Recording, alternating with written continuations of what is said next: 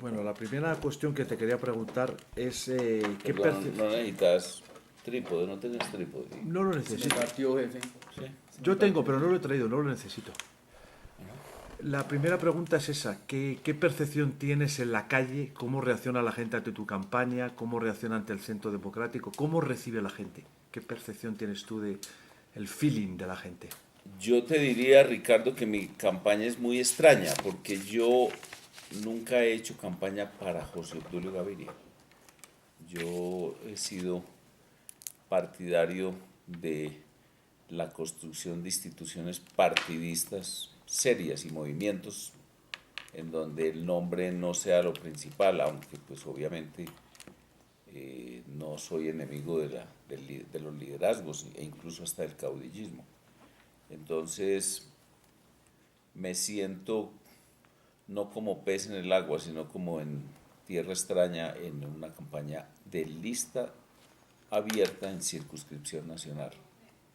Sí, y luego tú te opusiste en un principio a la lista Y me abierta. sigo poniendo, yo digo que la lista abierta es la madre de todos los vicios de la política actual colombiana. La gente cree que ese tipo de listas la crearon los ñoños para su beneficio, no. Al contrario, esa institución que nació de una manera espontánea en una discusión de la constituyente de 1991 es la que creó las empresas políticas que en Colombia conocemos los ñoños y que además eso va combinado con la actual estructura judicial que también es clientelista, con la cual tiene además ataduras. Miren ustedes que entonces surgen las relaciones entre el presidente de la Corte y Musa Besaile y los etcéteras que son tantos. Sí, y en esto, digamos, tuviste cierto debate, digamos, o cierto intercambio de opiniones con Uribe, porque Uribe sí era partidario en esta ocasión de la lista abierta. No, él no era partidario de la lista abierta, sino que él estaba prisionero de una decisión, que era reconocer a un pequeño grupo, porque en el partido era muy pequeño, pero muy eh, poderoso o influyente, que quería la lista abierta con un objetivo, contarse ellos mismos. Y es contarse no con Uribe, sino contra Uribe, porque de todas maneras, en una conversación personal lo dijiste, la lista abierta es la lista de todos contra todos. Cada uno de los miembros de la lista se convierte en un adversario.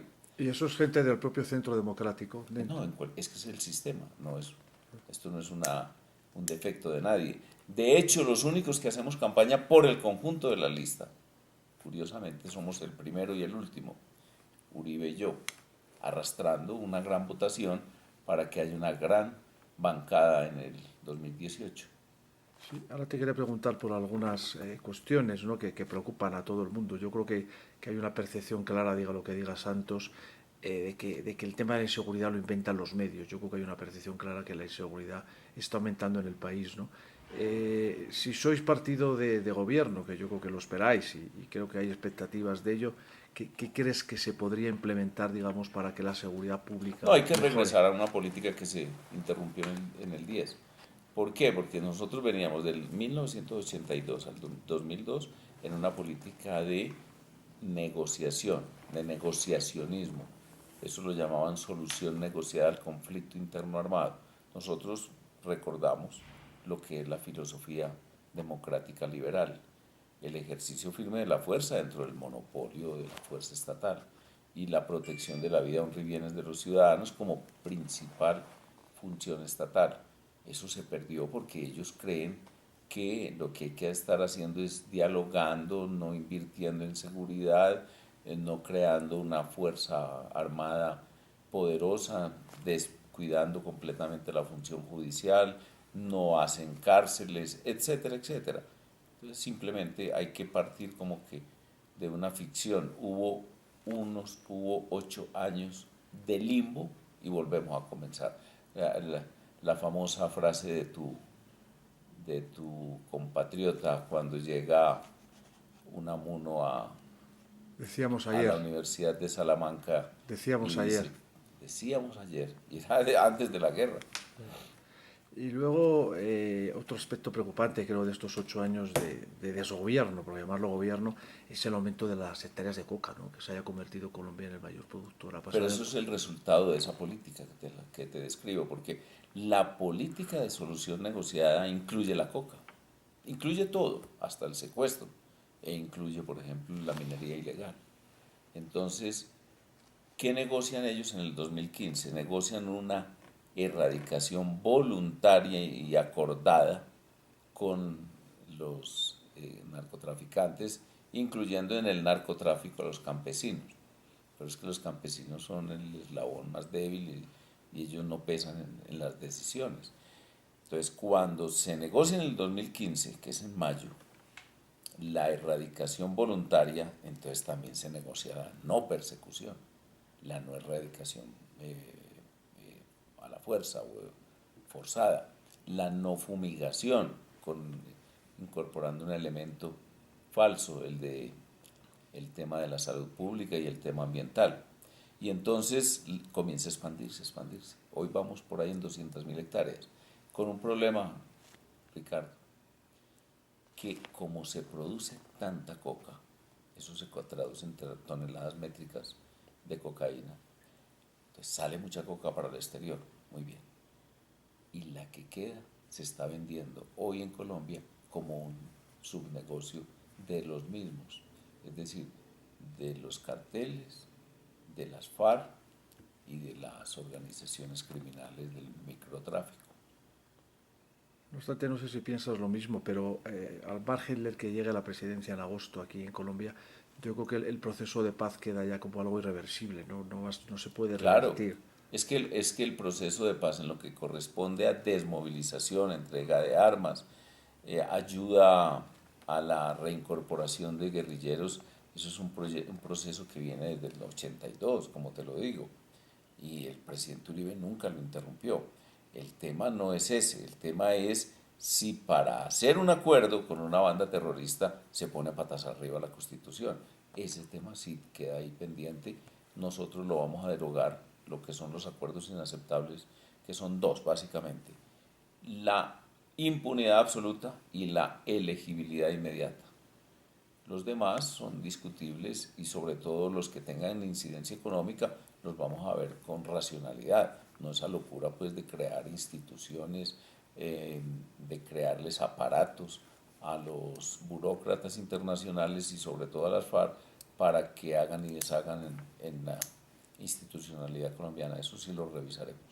Sí. Y luego este año ha sido, bueno, el último año, los últimos 2 años, han estallado mil y un escándalos de corrupción en Colombia, ¿no? Que han creado un descrédito, ¿no? De la clase política, ¿no?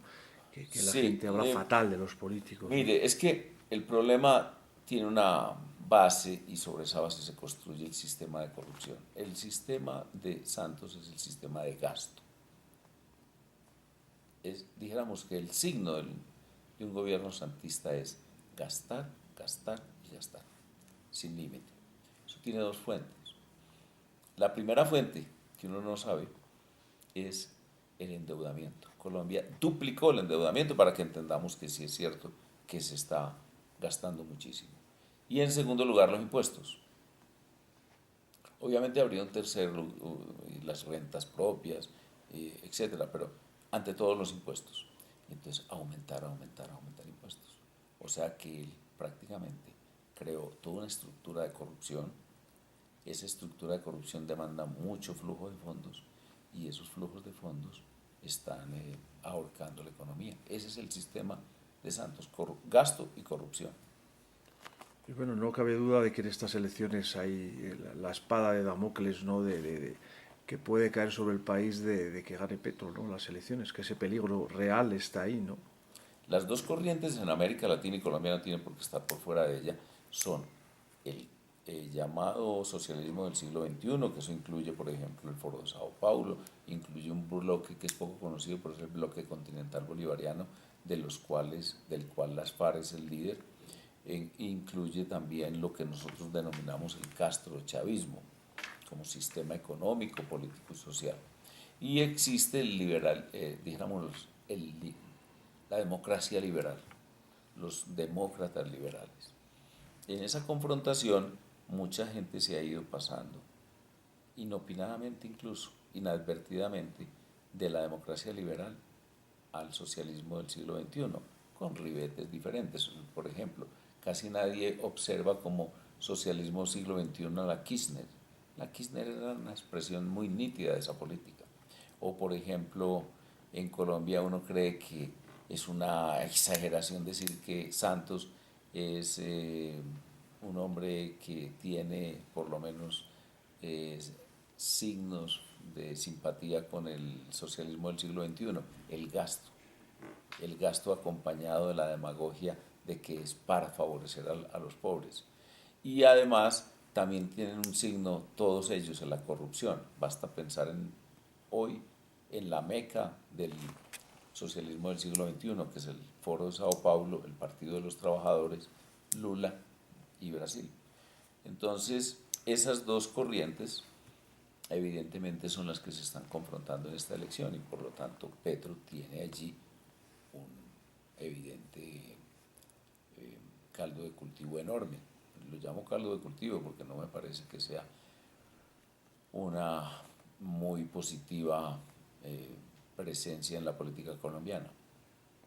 Sí, bueno, y finalmente te quería preguntar si crees que el Centro Democrático como partido sobrevivirá después de Uribe, porque Uribe también tiene, es una persona, es un ser humano y algún día tendrá que Sí. dejar el relevo o dejar un nuevo liderazgo, como pasa en todos los partidos. O sea, si crees que el proyecto del Sí. Centro Democrático tiene viabilidad de cara al La, futuro. la historia de los partidos no es solamente lo que incorpore en su doctrina y su programa y la coyuntura política, sino también el liderazgo. Y ha tenido una eh, presencia providencial que me parece que es relevo, evidentemente para unas 4 o 5 generaciones nuevas, es la presencia en la candidatura presidencial y en el liderazgo de Iván Duque. Yo creo que el partido ya garantizó supervivencia, contrario a lo que le está pasando hoy a todos los demás partidos Están hundidos. colombianos. Bueno, pues eso era todo, José Tulio. Muchas Bien, gracias. Te deseo mucho éxito en tu campaña. yo sé que es muy sincero tu deseo, Te deseo Ricardo. mucho éxito.